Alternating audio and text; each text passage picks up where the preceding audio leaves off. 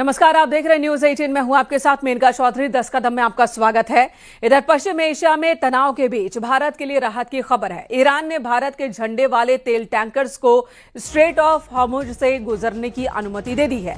यह फैसला दोनों देशों के विदेश मंत्रियों के बीच बातचीत के बाद लिया गया।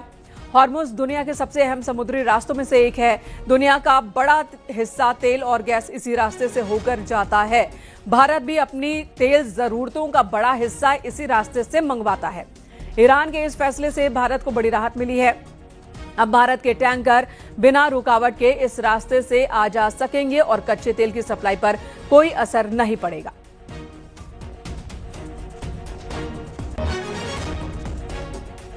तो आपको बता दें, इस वक्त भारत के कई जहाज फंसे हुए हैं हॉर्मुज स्ट्रेट ऑफ हॉर्मुज में, और इन जहाजों को जाने देने की इजाजत दे दी गई है ईरान की ओर से। ये बड़ी खबर आ रही है। और जो अभी तक की जानकारी है उसके मुताबिक भारत के जो जहाज हैं वो दोनों तरफ है, हॉर्मुज स्ट्रेट के दोनों तरफ है। 28 जहाज कुल फंसे हुए हैं जिन पर भारत का झंडा लगा है। 24 जहाज हॉर्मुज स्ट्रेट के पश्चिम तरफ है और उस पर 677 भारतीय नागरिक सवार हैं। वहीं पूर्व की दिशा में 4 जहाज हैं जिन पर 11 भारतीय सवार हैं।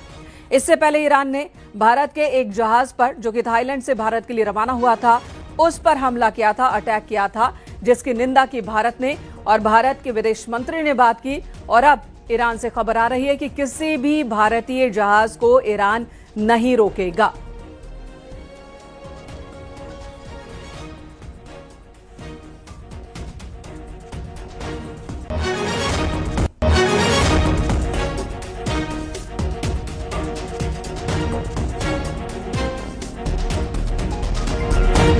तो ईरान ने भारत के टैंकर्स को गुजरने की इजाजत दी है। सिर्फ टैंकर्स ही नहीं, 28 जहाज फंसे हुए हैं इस वक्त स्ट्रेट ऑफ हॉर्मुज में, जो भारत को सप्लाई होने वाली चीजों को लेकर आ रहे हैं। इन्हें गुजरने की इजाजत ईरान की तरफ से दी गई है।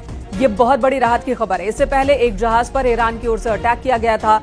थाईलैंड से वो जहाज भारत के लिए निकला था, लेकिन ईरान ने उस पर अटैक कर दिया था, जिसकी पुष्टि भी ईरान ने की थी और भारत की ओर से निंदा की गई थी।